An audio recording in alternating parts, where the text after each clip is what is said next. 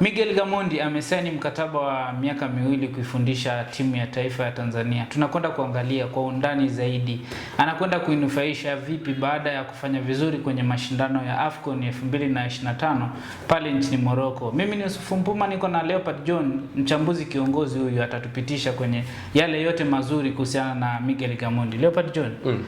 Miguel Gamondi amesaini mkataba wa miaka 2 kuifundisha Taifa Stars. Ni kocha wa aina gani kwanza?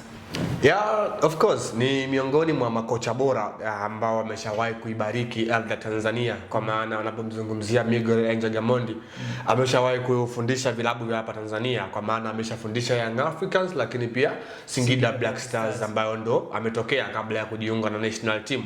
Lakini unaangalia imani kubwa ambayo watu wengi wamempatia Miguel Angel Gamondi ni kile ambacho amekifanya kwenye michuano ya AFCON, kwa maana michuano iliyotamatika hivi karibuni ambako bingwa wa hiyo michuano alikuwa na Senegal, na akiwa kama kocha mkuu akatuwekea rekodi ambayo taifa halikuwahi kushuhudia kwa mara ya kwanza, kwa maana kufika hatua ya 16 bora ya michuano ya AFCON. Kwa maana hii ilikuwa mara yetu ya 4, na kwenye mara yetu ya 4 kwenye mara 3 zilizopita, kwa maana mwaka 1980, mwaka 2019, lakini pia mwaka 2021, hapo kote tulikuwa tumeishia katika mwaka 2023 tulikuwa tumeishia katika hatua za makundi tu. So mwaka huu ametupa kitu ambacho watu wengi walikuwa wanakifikiria na kimekuwa kama sehemu ya mafanikio kwa upande wa taifa, hasa katika upande wa michezo, kucheza hatua ya mtoano kwenye michuano ya AFCON. Binafsi yangu amepewa mambo matatu ambayo ni very crucial kuweza kuyafanya. Kwa maana lengo la kwanza ambalo amepewa ni kuhakikisha national team Tanzania inakaa katika nafasi nzuri kwenye rankings za FIFA.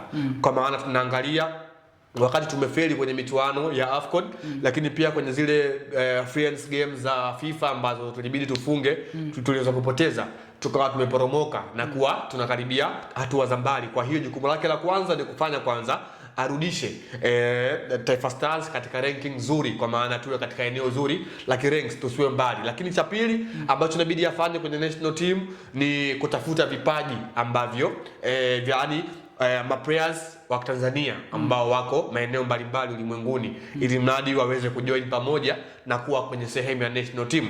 Tumeona pia ulikuwa ni mpango wa taifa kuanzia mwaka 2021, I think tumeona watu kama vile kina Haji Mnoga wameingia kwenye kikosi, Tarin Alalakia wameingia kwenye kikosi, Danilo Miano, Charles Mombwa, hao wote ndio project national ya taifa kwa ujumla kuweza kufanya hicho. Kwa hiyo hilo pia nalo ni jukumu la pili la Miguel Angel Gamondi kuweza kufanya kwenye national team. Lakini cha tatu ambacho hiki ndio muhimu zaidi ni kwamba inabidi arejeshe ama akuze vipaji vya wachezaji wale ambao wanachipukia, ili kupata national team ambayo ina misingi ya soka kuanzia chini. Na hiyo ni lengo ambalo serikali lakini pia TFF wamekuwa wanakipa kipaumbele zaidi. Kwa hiyo Miguel Angel Gamondi ana majukumu makubwa matatu kwenye engo ya kuisaidia national team, kwa maana bado ana kazi kubwa ya kufanya zaidi ya hapa ambacho ameshakifanya, kwa maana kufika hatua ya 16 bora michuano ya AFCON. Tuangalie kwanza tukio lenyewe walivyolipangilia serikali la kusaini mkataba, kwa maana mimi toka naanza kufuatilia mpira sijawahi kuona kocha wa timu ya taifa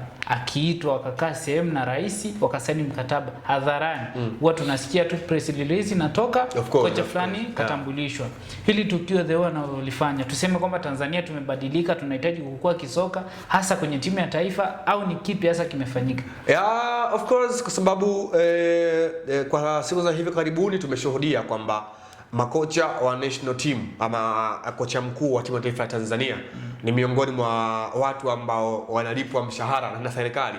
Na hilo pia lilitangazwa hivi karibuni wakati kocha Adel Amrouche anachukua hatima ya kuinoa national team. Serikali ilitangaza kwamba atakuwa analipwa pesa kutoka serikalini. So pengine Miguel Angel Gamondi though bado hawajaweka wazi, na pia anaweza kuwa ni sehemu ya hiyo, lakini kufanya vile kwenye eneo la wazi, kila mmoja amefahamu, vyombo vya habari vimekuwepo, mkataba umesainiwa, watu wameweza kupata habari. Ni kwanza ni kumheshimisha kocha, kwa maana klabu imetambua mchango wake kwenye kile ambacho amekifanya kwenye michuano ya AFCON. Kwa maana kabla ya kuwa kocha mkuu rasmi tulitangaziwa kwamba yupo pale kama kaimu kocha mkuu, kwa maana anakaimu tu kwa muda kuchukua nafasi ya Hemedi Morocco ambaye ndio alikuwa na timu kwa muda mrefu.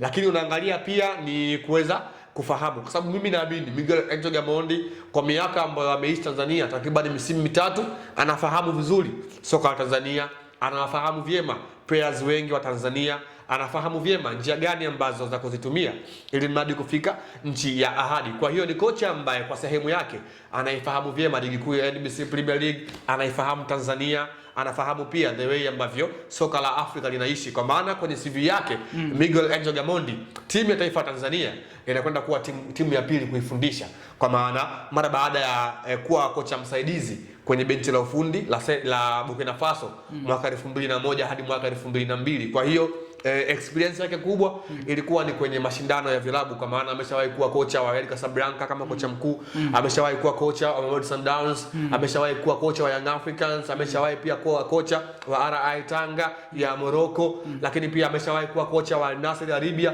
Kwa hiyo experience yake kubwa ilikuwa ni kwenye upande wa vilabu. Kwa hiyo Tanzania inakwenda kuwa klabu yake ya pili kwenye karia yake ama kwenye historia yake kama kuwa kocha mkuu. Timu ya taifa so club. Tuangalie moja kwa moja timu ya taifa ya Tanzania inakwenda kuwa ni timu ya aina gani kutokana na ujio wa Miguel Gamondi moja kwa moja kama kocha mkuu?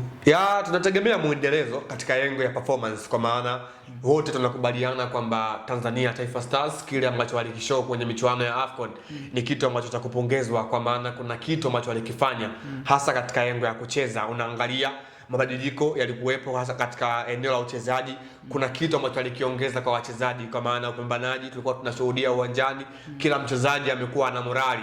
Unamkumbuka mtu kama vile Alphonse Mabura katika wakati ambao pengine atakuwa anaukumbuka zaidi ni wakati wa national team kuwa kwenye michuano ya AFCON and then kocha mkuu kuwa Miguel Angel Gamondi. So kila mmoja ameona uwezo wake Alphonse Mabura. Kuna wengine ambao waliingia kwenye ile michuano wakiwa wanafahamu kikosi chao wenyewe, lakini Gamondi alimwamini mchezaji huyo na akaweza kushow something. Lakini unaangalia pia Tanzania imekuwa ni timu ambayo kwa Afrika Mashariki kwa wakati huu ndio imekuwa inakuwa siku baada ya siku, kwa maana tumekuwa tunaishi kwenye mazingira makubwa kidogo, kwa sababu ukiangalia kwenye michuano iliyopita ya AFCON Uganda na Tanzania ndio mataifa ambayo yametokea Afrika ya Mashariki na wameweza kuwakilisha vyema. Kwa hiyo unaona amekuwa ni mwakilishi mzuri kwenye michuano mikubwa ya CAF kwa upande wa Afrika Mashariki. Kwa hiyo Tanzania nategemea kuweza kuona consistency moja kwa moja kutoka kile ambacho alikifanya kwenye michuano ya AFCON na kuelekea kwenye michuano mingine, kwa maana soon as possible tunakwenda kushuhudia michuano ya FIFA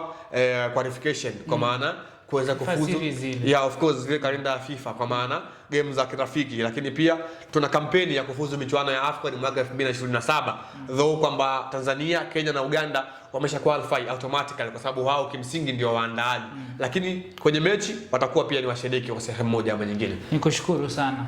Alikuwa ni Leopard John. Hiyo sasa ndo taarifa kamili kuhusu kile ambacho kimetokea leo pale wakimsainisha kocha Miguel Gamondi mkataba wa miaka 2 wa kuitumikia timu ya taifa ya Tanzania. Tukutane wakati mwingine kwenye vipindi vingine. Mimi ni Yusufu Mpuma. Bye bye.